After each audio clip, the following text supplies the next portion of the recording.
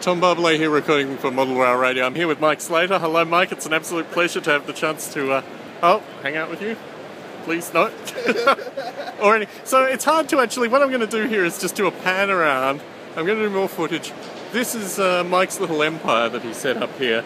Mike, it's absolutely phenomenal. How's the response been so far? Oh, very good, very good. I had a clinic yesterday, and a lot of those that have attended the clinic have come and looked and asked questions, and those that haven't attended the clinic are also asking questions. A lot of. So it's 100 feet by how many feet? It's 80 feet by 90 feet. Gosh. With that area over there with other layouts is a 40-foot square removed. Gosh. So. And you've got a bit of N scale, but it's mainly HO. Mainly HO. And you were saying it takes between half an hour to an hour to run it round? As long as we're not having any technical issues. Oh my goodness. Oh my goodness. So what I'm going to try and do, not even speed up, I think it's going to take me at least 10 minutes to just capture this thing. Like, do you want to walk around with me? Sure, that might make it easier. Point out some of the interesting parts. So, gosh. So what we've got some Union Pacific up here. So these folk, where have these folk come from? They've all come from your area? Or? This module here with the auto distribution plan, it's actually Bill's module. It's actually based off of a location in Michigan. Oh, very nice. Very nice. Look at those auto racks. Gosh.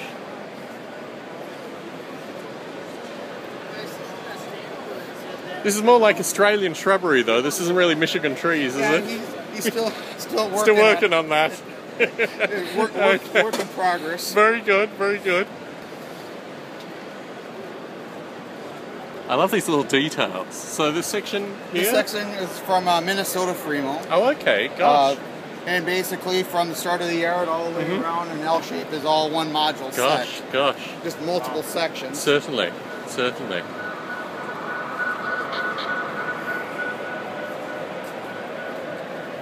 How high are you here? 50 inches tall. 50? Yep. 0?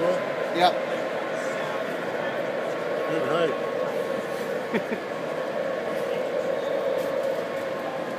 So these are still the folk from Minnesota? Correct. And this is a pretty impressive yard. This is really very nice. And that module set basically ends right here for the yard. You matched up some of the foliage? Yep. This is some more modules here from Minnesota, a little bit of work in progress. Certainly. Very nice. And we have a couple more modules from Michigan. Gosh, this Bill guy's quite prolific. He's brought a lot, hasn't he? And especially as he gets time to work on the modules, a lot of the scenery detail gets a lot nicer. And some more Minnesota. Oh, look at that. That's just beautiful. Look at that. And we're on the non-show side as well. Very nice. And all the name tags that are on the modules, they actually was done by a gentleman in a Fremo group in Washington, D.C. that could not attend the show. Oh, okay. And very nice. He did this for us also in Milwaukee. Wonderful. Just so we could know where's where and who's who. Certainly. And then this is module stuff from Canada. Oh, very nice. Very nice. Yeah, we can do anywhere. We can go anywhere. Thank you, sir. You don't need a picture of my phone. So you're from Canada? I'm from Toronto. Okay. Well, we have a lot of Canadian listeners, so I'm gonna. Would you like to introduce yourself? Not really. Okay. I'm Bob Hill. Very good. Pleased to meet you. I'm Bob Hill from the Credit Valley. Oh, wonderful, wonderful. Yeah, the Credit Valley won a Bertie Award on Model Rail Radio. That's the store. So. I'm not with the store. Oh, I'm okay. Credit Valley Fremo. Ah, okay. Okay. Very good. But I know Clark very well. Very good. And very Trevor good. and My condolences. I know Trevor. I've known Trevor for close to 25 years. Okay. So we've asked a few people on the show already, but this notion of the Maple Leaf Mafia, can you explain that phenomena on camera? Never heard of it before. Okay, very good. Very good. So these are still, this is back to Bill's work. Yeah, back to Bill's work from Michigan. Gosh. This is slightly more like Michigan. Yeah. Very nice. Oh, look. We're on the wrong side, folks, unfortunately. But yeah, it's just amazing detail. And this is actually my module set here. Yeah, this guy looks familiar. Okay. Very nice. And your stuff typically has some, like an auto theme to it, doesn't it? Be it tractors or...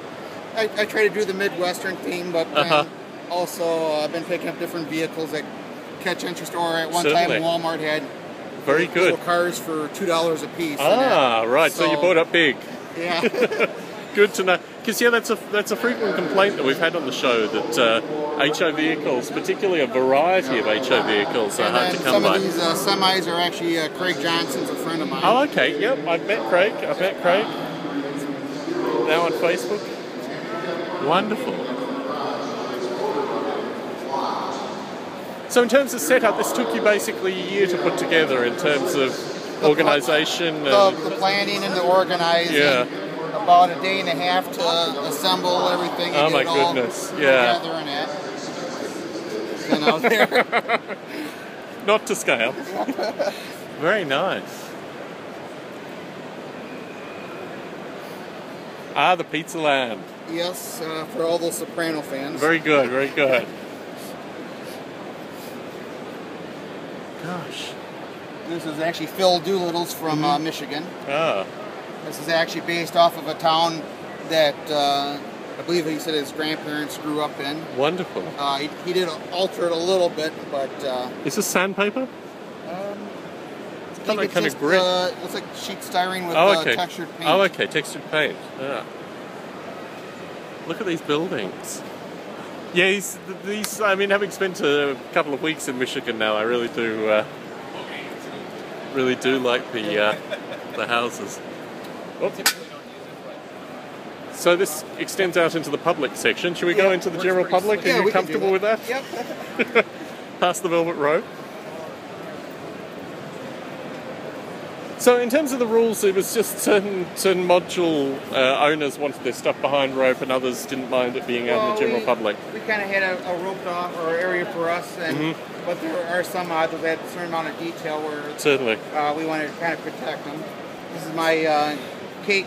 Since where I live, there's a case factory, so I had to do the JI Case dealership. Very nice. Of course, the farmer on the wrong side of the tracks, as you would say, has all the John Deere farm equipment. Very good, very good. And for those of you that are Smoking the Bandit fans, there's Snowman and the Bandit being chased by a couple of cops. Very good, very good. And then this is a module set by the Minnesota guys that's a return loop. So you make your the most important part.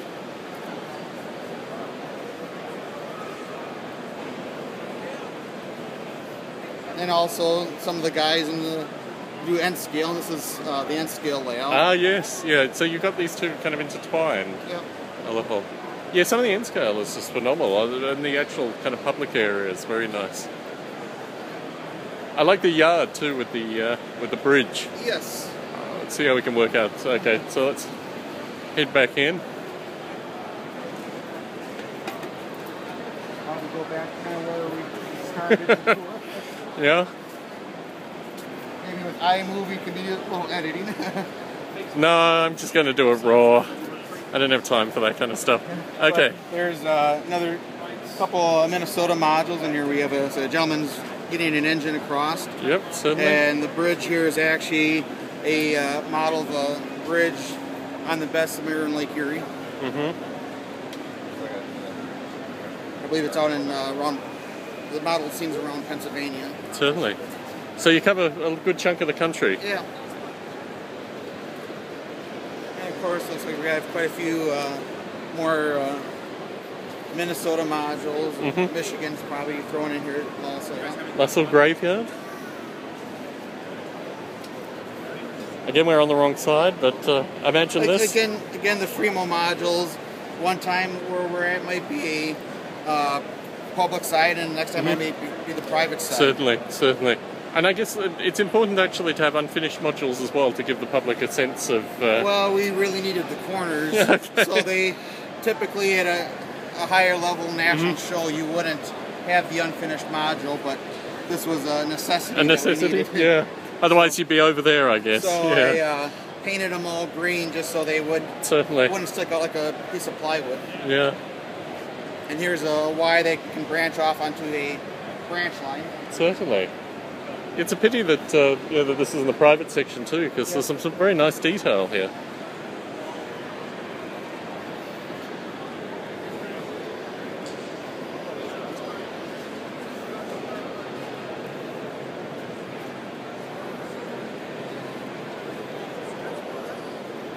So in terms of construction, there seem to be a variety of different kinds of construction used on the modules. The main thing with the Fremo is the end plates of the module have to be birch plywood. A lot of the modelers will use birch all the way around for the frame. Some guys will do just the birch end plates with different types of plywood or other wood type. And why birch in particular? Because it's particularly stable, or the stability and also the strength when you clamp it, it doesn't deform and dent. Very good, very good.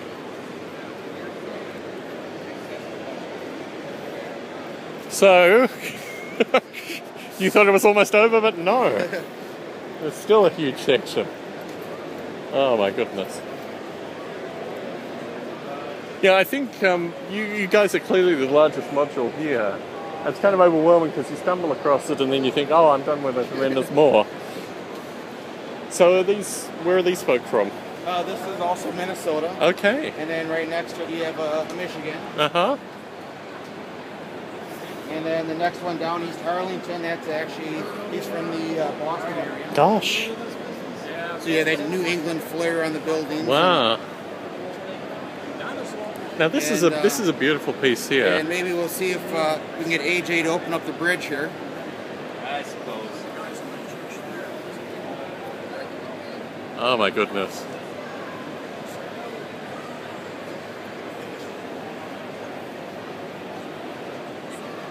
Yeah, I gotta tell people that it doesn't work. You know? So I can get away from the bridge. So how's that actually controlled? Are the servos or the motors? Motor inside the house. Oh wow. With gearing, and AJ actually totally rebuilt the stock drive in it because it was junk. Yeah. Filled the counterweight completely full of sand, and actually I had to add probably 20 big half-inch nuts, steel nuts in there, because over time, I don't know, if it was struggling, but it wouldn't lift anymore, so. You can touch it. Just plastic. Yeah, it broke. You just do the waves around it, and so it's slightly choppy. Now what I'm gonna do is I'm gonna make one of them yellow, like I don't know what they call them. They put them in water to hold surface sludge back. You know, for like an oil spill or Toxins, something. yeah. So I'll just do that across, and then put like just the back end of a tank car or something sticking out of the water. So how long before it actually broke? How many shows had it been to before that developed? The crack? It went to a lot of shows. Because they're pretty rugged, aren't they? I mean, you build them, and that's amazing. So you take the bridge off when you pack it up, or is the bridge connected to it? No, it's actually, all I got is sliding right Oh off, wow, look at that. Little plug. Look at that. So the counterweight really is needed. Yeah, oh yeah. Oh, very nice. And then some more of AJ's modules of a heavy urban area. Oh yeah. Oh no. No sign of the police. Yep. And then if you kind of look, it's actually, they caught a bunch of thieves stealing cargo. Very good.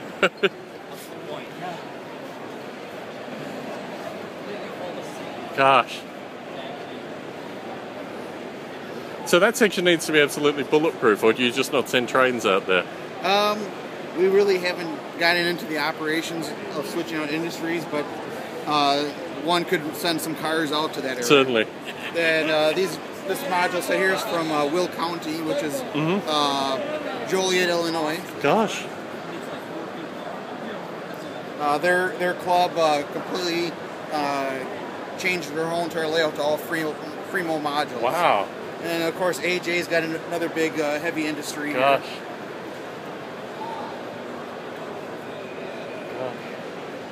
And I believe it's all going to be Minnesota, different members from their group all the way around. Is that corn? To the staging yard. Got a little cornfield. Very nice. believe that's the etched metal. Yeah. Or actually, They got the- no, that's plastic. Yeah. That's the bush. So this again is against not in the public area, Again, but yeah, it's more or less so- used as a staging yard. so you set them up this long and you run them through this long. Yes. Gosh, you got to have confidence. You've got to have confidence. It's pretty impressive. So I've heard a rumor that you'll actually let me run one of these things at some stage. In Yeah, the, yeah. As soon as we get our DCC Oh. without any issues and everything. Okay. I'll let you run out the final We bugs. will get you a Wonderful. A train. Wonderful. No, this is just absolutely phenomenal. Well, look, we've had requests from all over the country and all over the world to actually get your, I'll call it your layout, Mike, on, and it's just been an absolute pleasure. I think certainly there'll be a lot of interest from the listeners. And these lengths are what, between 4 and 12 feet? How long are they? A module can vary to any length. I didn't bring it with me to the show, but I have one that's 2 feet long, and Yeah. you know, a module can be 30 feet long in 5 sections. And the only requirement is that the track is absolutely dead center and the birch. Correct. Wonderful. Wonderful. Well, I think this has explained it in a very visual form, Mike. It's always a pleasure. It's absolutely wonderful to have the chance to meet you here. And I'll let you get back to your debugging, and I'll see you around. Okay, Thank you thanks very a lot, much. Tom. Thank you.